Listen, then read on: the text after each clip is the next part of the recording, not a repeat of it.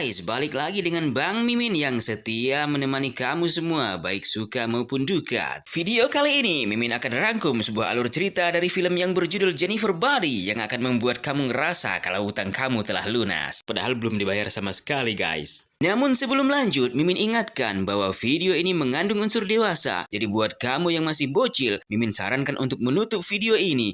Tidak perlu berlama-lama lagi, kencangkan celana dalam, dan let's check it out.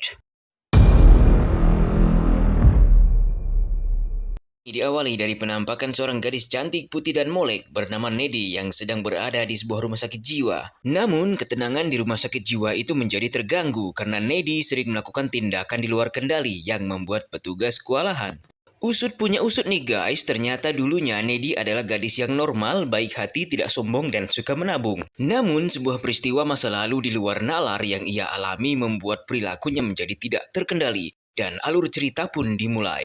Berawal dari 2 bulan yang lalu, terlihat sebuah sekolah yang dipenuhi oleh ciwi-ciwi cantik dan molek yang membuat Mimin pengen pindah ke sekolah mereka. Di sekolah itu terlihat seorang wanita cantik yang seksinya setengah setan bernama Jennifer dan merupakan teman dekat dari Nedi. Saking dekatnya, teman-teman mereka menganggap bahwa mereka adalah pasangan lesbong.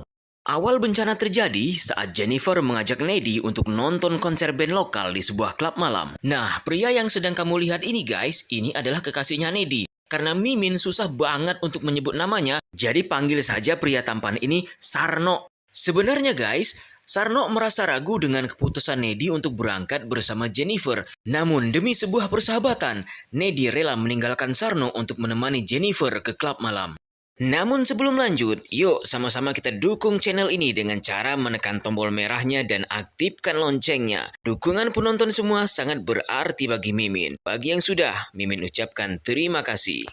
Sesampainya di klub malam, Nedi baru menyadari bahwa pengunjung di tempat itu mayoritas adalah para pria. Setelah lama ngobrol, ngalor dan ngidul, akhirnya grup band yang mereka tunggu pun tiba. Nama grup band itu adalah Low Shoulder yang dipimpin oleh seorang vokalis tampan bernama Nikolai. Saat itu Jennifer tidak ingin membuang waktu, ibarat kata pepatah, menyelam sambil buang air. Dengan genitnya, Jennifer mendekati sang vokalis dan memperkenalkan diri. Saat itu Jennifer juga mengatakan bahwa dirinya masih perawan dan belum pernah dijamah oleh pria. Namun kalimat Jennifer tersebut justru membawa dirinya bersama Nedi ke sebuah peristiwa yang susah untuk dijelaskan. Setelah perkenalan itu, akhirnya grup band tampil memukau para penonton, terutama Jennifer. Saking asiknya nonton pertunjukan band, mereka tidak menyadari salah satu kabel mengeluarkan percikan api yang menyebabkan kebakaran hebat di tempat itu. Beruntung mereka berdua berhasil keluar, namun dari tatapan wajah Jennifer sepertinya ia mengalami depresi berat. Maksudnya shock berat. Tidak lama kemudian, Nikolai yang juga berhasil selamat menemui mereka berdua dan bermaksud membawa Jennifer untuk menyelamatkan diri. Awalnya, Nedi sempat melarang Jennifer karena berangkat berdua maka pulang pun harus berdua. Namun, Nedi tidak bisa berbuat apa-apa karena Jennifer sendiri yang memutuskan akan pulang bersama Nikolai. Ekspresi cemas terlihat pada wajah Nedi yang takut jika terjadi hal buruk pada Jennifer. Saat berada di rumah, Nedi menghubungi Sarno lalu menceritakan yang terjadi di klub malam. Nedi meminta Sarno untuk mencari keberadaan Jennifer saat itu. Namun Sarno tidak terlalu menghiraukan tentang keselamatan Jennifer. Tidak lama kemudian, Nedi dikagetkan dengan suara bel pintu yang menandakan ada seseorang yang bertamu. Saat diperiksa, tidak ada siapapun di luar rumah. Namun, saat Nedi akan masuk ke dalam, tiba-tiba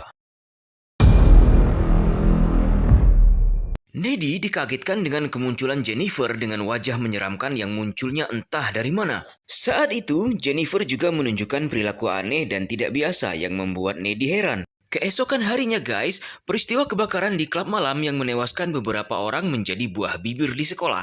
Saat itu, Nedi masih terlihat shock. Namun bukan karena peristiwa kebakaran, akan tetapi ia memikirkan tentang perilaku Jennifer yang ia lihat malam tadi. Tidak lama kemudian, tiba-tiba Jennifer muncul dan terlihat seperti tidak terjadi apa-apa guys. Bahkan saat sang guru kelas menyampaikan kesedihan, Jennifer justru menunjukkan ekspresi bahagia. Sepulang sekolah, Nedi menceritakan keanehan Jennifer pada Sarno. Saat itu Nedi menceritakan bahwa Jennifer seolah-olah di bawah pengaruh roh jahat. Keanehan Jennifer berlanjut, dan itu terjadi saat ia merayu pria bertubuh paling besar di sekolah bernama Slamet. Selamat yang bersifat dingin akhirnya terbujuk rayuan Jennifer untuk masuk ke dalam hutan. Namun di tempat itu, Selamat merasa heran karena dipenuhi oleh binatang buas dan seolah-olah sedang menunggu sesuatu. Keputusannya untuk masuk ke dalam hutan bersama Jennifer ternyata membuat Selamat tidak selamat. Dan tubuhnya ditemukan oleh sang guru kelas berada dalam hutan dalam keadaan mengenaskan yang sebagian tubuhnya telah dimakan oleh hewan buas. Kepergian Selamat yang mengenaskan dan tidak manusiawi akhirnya menjadi viral di sekolah. Saat itu, Nedi menjelaskan kepada Sarno bahwa kepergian Selamat pasti ada hubungannya dengan kebakaran klub dan perilaku Jennifer yang tiba-tiba berubah aneh. Namun, sebenarnya Sarno tidak mempercayai ucapan Nedi dan ia hanya mengatakan bahwa semua akan baik-baik saja. Sebulan telah berlalu, situasi di sekolah mulai kondusif dan normal seperti sedia kala. Namun, Jennifer terlihat pucat tidak bercahaya seperti kekurangan darah.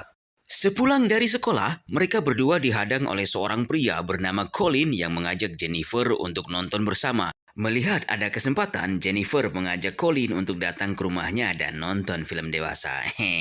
Sementara Sarno berencana menghabiskan malam ini berdua di tempat Nedi. Akhirnya malam pun tiba. Colin berangkat menuju kediaman Jennifer sesuai alamat yang diberikan. Namun saat itu ia menemukan sebuah kompleks yang gelap gulita tanpa pencahayaan dan ia hanya melihat satu rumah yang memiliki cahaya lilin dan ia yakin itu adalah rumah Jennifer. Colin akhirnya memberanikan diri memasuki rumah yang terlihat seram dan menakutkan itu. Tapi demi cinta, gunung tinggi kan kudaki, lautan api kuseberangi. Saat minum kopi, masih aja kepanasan guys. Pada akhirnya, Colin bertemu dengan Jennifer di sebuah ruangan yang dipenuhi dengan lilin. Namun justru di tempat itu, Colin harus kehilangan nyawa dengan cara paket kilat. Saat di dalam perjalanan, Nedi dikagetkan dengan kemunculan Jennifer yang tubuhnya dipenuhi dengan darah. Saat itu, Nedi meyakini bahwa Jennifer telah mengirim Colin ke akhirat. Belum hilang rasa takutnya, Nedi kembali dikagetkan dengan kehadiran Jennifer yang tiba-tiba telah ada di balik selimut. Saat itu, Jennifer menceritakan kisah yang sebenarnya saat ia dibawa oleh Nikolai bersama grup bandnya. Ternyata, Jennifer dijadikan tumbal oleh mereka untuk mendongkrak popularitas. Namun, setelah kejadian itu, Jennifer selalu merasa haus akan darah. Bahkan, Jennifer memiliki kemampuan di luar kemampuan manusia. Saat itu, Jennifer mengakui telah menghapus beberapa pria agar dirinya kembali bugar dan sehat seperti biasa. Mendengar pengakuan Jennifer, Nedi menyadari bahwa temannya bukan lagi manusia, lalu mengusirnya keluar dari tempat itu. Namun, Nedi dikagetkan karena Jennifer keluar dengan cara melompat dari jendela.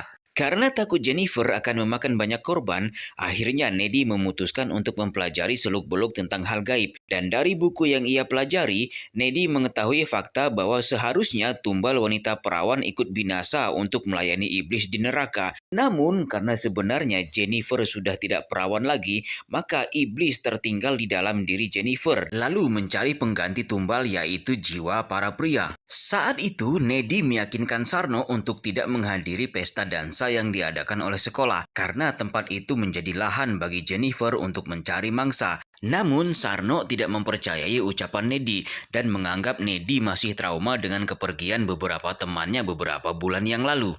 Akhirnya, malam pesta dansa pun tiba. Sarno tetap bersikeras untuk menghadiri pesta tersebut. Sementara itu, Nedi telah berada di lokasi untuk memantau gerak-gerik Jennifer.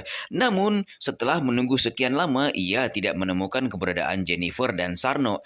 Instingnya mengatakan bahwa Jennifer sedang mengincar Sarno untuk menjadi mangsa selanjutnya. Dan benar saja, ternyata saat itu Jennifer sedang merayu Sarno untuk melepas hasrat birahinya. Karena Sarno menolak, akhirnya Jennifer mengambil tindakan untuk menghapus Sarno dari dunia. Beruntung, Nedi tiba tepat pada waktunya dan menolong Sarno yang nyaris tewas. Saat Jennifer akan menyerang Nedi, dengan cepat Sarno menancapkan besi hingga menembus tubuh Jennifer. Hal itu membuat Jennifer menjadi lemas lalu pergi begitu saja dari tempat tersebut. Namun sayangnya Sarno harus pindah alam karena luka yang terlalu parah. Hal itu membuat Nedi memutuskan untuk memburu Jennifer lalu menghapusnya dari dunia. Saat itu, Nedi melihat Jennifer sedang terbaring lemas di kamarnya dan tanpa pikir panjang, Nedi menyerang Jennifer seperti babi yang buta.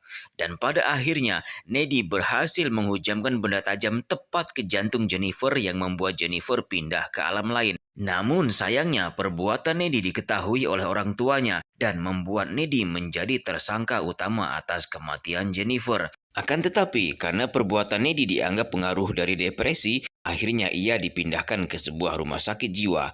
Alur cerita pun selesai.